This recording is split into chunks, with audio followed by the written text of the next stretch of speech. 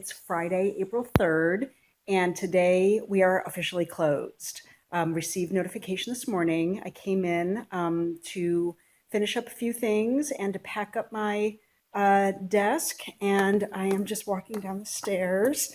And I wanted to just let you know that we are all working from home virtually, and please don't hesitate to get in touch.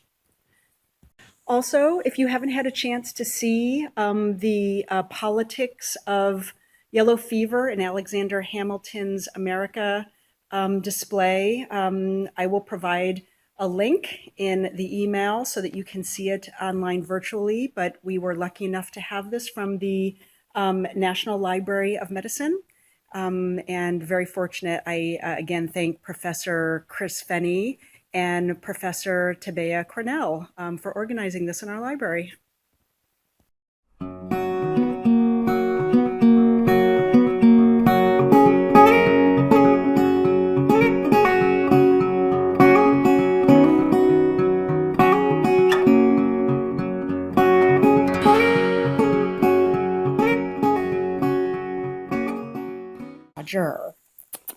Roger. Lunchtime with Roger is always interesting because he always gets a little treat. Just a little cottage cheese.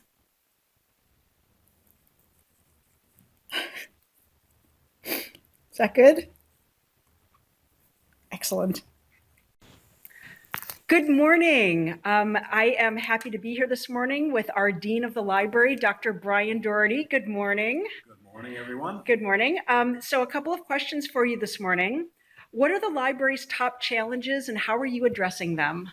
Well, it's always challenging to run a library or any organization when your staff is dispersed and all working from home. So trying to keep the staff together to keep us on task, to keep us moving forward and providing access to all the resources that we have of digitizing materials, of providing consultations, doing course instruction, which we've done a little bit so far.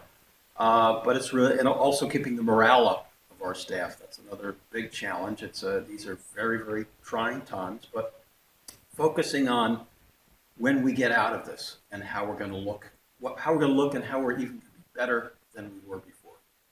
Are there any new resources or initiatives that we're... Well, a lot of our resources have, a lot of publishers have opened up our resources. There's more available. If you go to the resources at the USF Gateway page, you'll see that, for example, JSTOR, there's now a huge number of books that are available that weren't available before the pandemic broke out. Also, we have a guide you can get to if you go to ncf.edu/library. We have a link to a guide, continuity of services guide. On that guide, we're continually upgrading that, and you'll see some resources that are now available freely, some links to those. So I would advise you to take advantage of that. I think there's some really good stuff that's available now. Yes, thank you. Any words of support or encouragement? Stay well, stay healthy, and stay 6 feet apart. Yes, indeed. Thank you, Brian.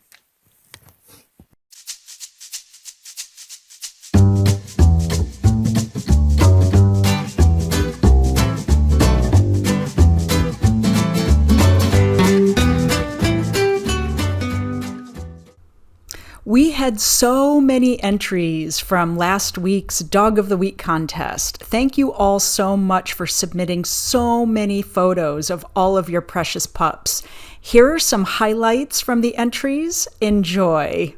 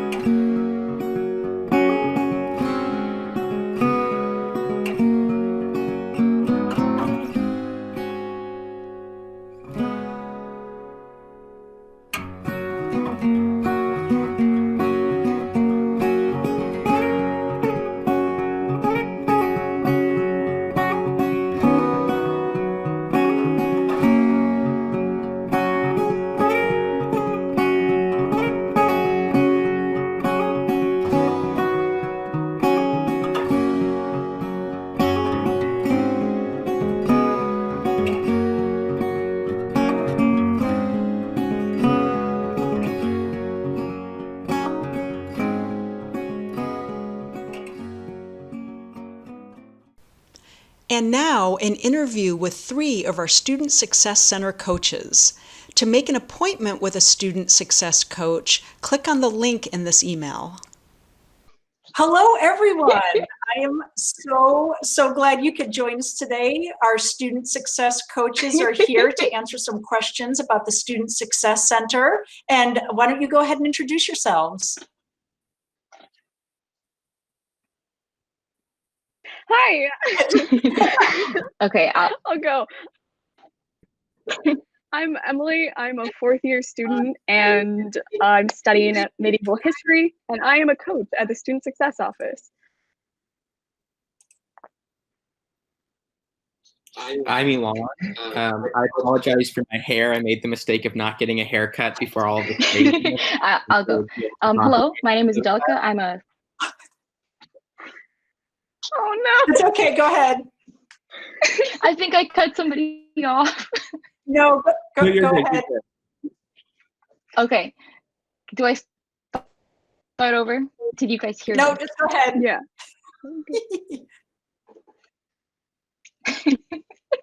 Okay, I'm gonna go. Hi, my name is Angelica. I'm a 2nd year, gonna be a 3rd year soon. I'm studying biological psychology with a / in neuroscience, and I'm a student success coach at the Student Success Center. And Elon, I also regret not getting a haircut in the last couple of weeks. So we'll be watching each other's hair grow over the next couple of months. You live and you learn. Right. All right, I have a few questions for you today. Can you tell us how you're supporting students' needs virtually and what services and support is available? Yeah, the Student Success Office has migrated to be completely online. So we're offering pretty much everything we did in person, but we've managed to move it online. So you can schedule one-on-one appointments with coaches. We are doing virtual workshops where we'll be releasing materials for students to look through. We're doing more frequent newsletters that are coming out with advice for students. And just a lot of what we do normally on campus has moved online. So a lot of those same support networks that we offer in terms of meeting with students about academics, it's still being offered, which is amazing. Cool. Do you want to talk a bit about some of the challenges that you're having about providing virtual support? I can do it, yeah. Sure. I mean, one of the big things is, I mean, we were talking about this, is internet connectivity, and some students not having access to stable internet. And so being able to meet virtually can be difficult for students, but we are also offering phone appointments with students if they can't do kind of a video chat like this. We do phone calls. We also we're trying to work around what students are able to do in terms of connectivity. So even if they can't do the phone, even if they just want to email us questions, email coaches questions about issues that they're having with academics or things that they want to talk about, we really want to be as open as possible. But that's one of the biggest challenges, is really just having stable Wi-Fi and having stable internet to be able to meet. You know, Angelica's internet connection was really wonky when we first got started, but now you look very clear. Amazing. I'm very glad, because you guys froze for a solid 2 minutes, and I just had to wait until I heard Emily's response. Yeah. Elon, would you like to speak a little bit more about challenges that you're having supporting students virtually? Yeah, so I want to reiterate what Emily said. If any student has any desire to meet with a student success coach, regardless of sort of what your housing, Wi-Fi situation is, we're here for you. Just communicate with us, email us. We'll give you our phone numbers. You can text us, call us, FaceTime us, Google Hangouts, Big Blue Button, whatever works for you. We're willing to do it. You may have to teach us how to download something, but we're willing to try anything to reach as many students as we can. On top of Wi-Fi being a problem, obviously, I think something we've all probably experienced by this point is just how awkward this can be.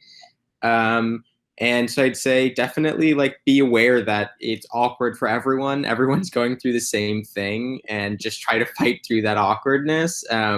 Especially when you're having to like deal with professors or meet a new student success coach. It's going to be awkward, but we can work through it and you'll really get something out of it, I think.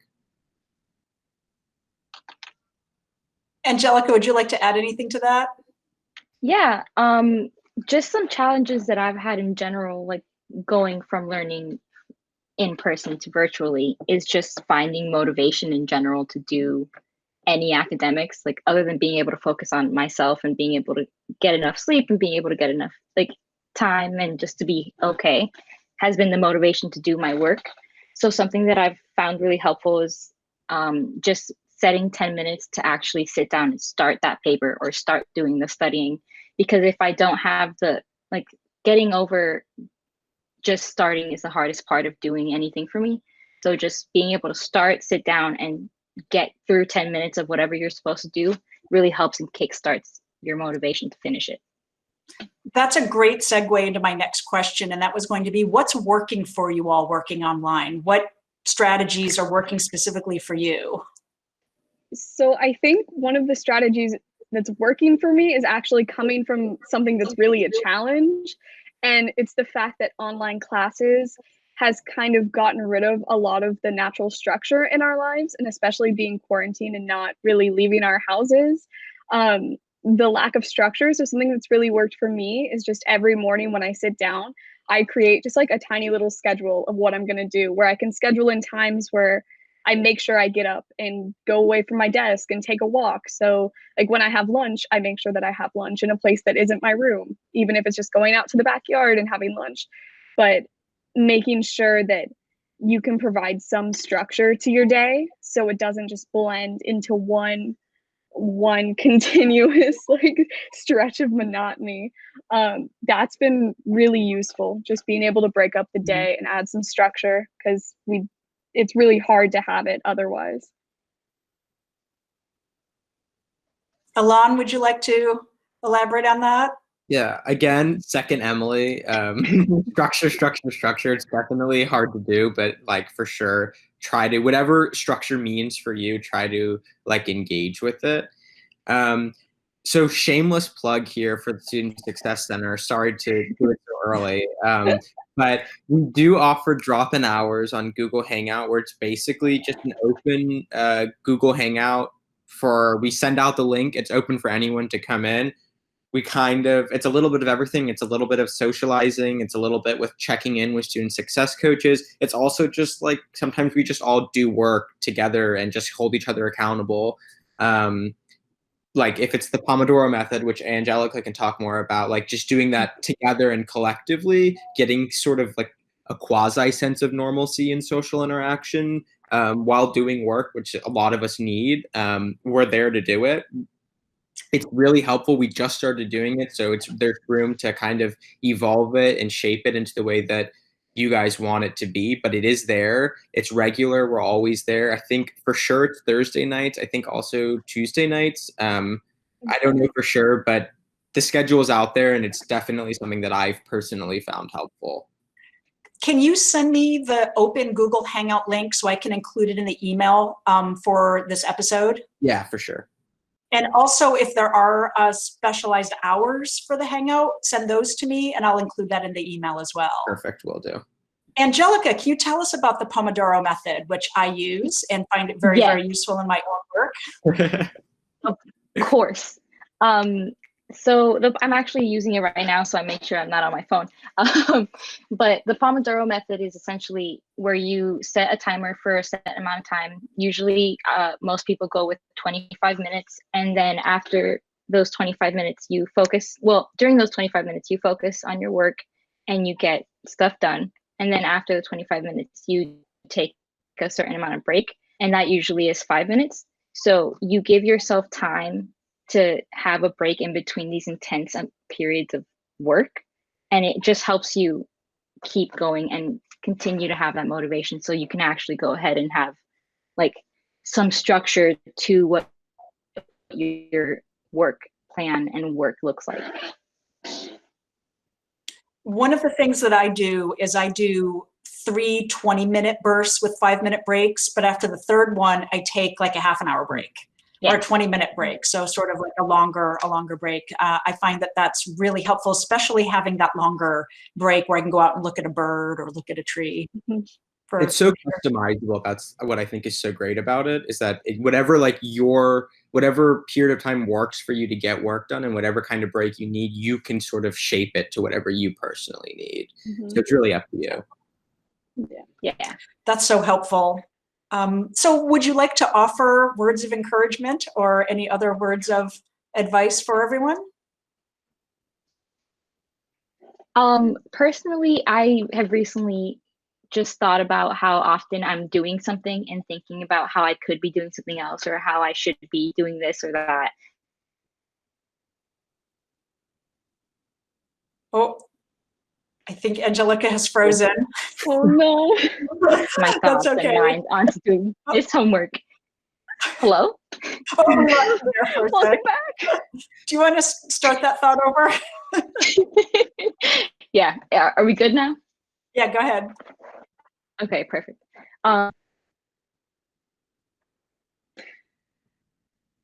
Thinking about other things that I should be doing when I'm doing homework or when I'm trying to take a break or when I'm trying to read. And so, is it good?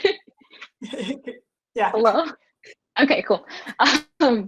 So when I'm doing these things, I usually find myself wandering.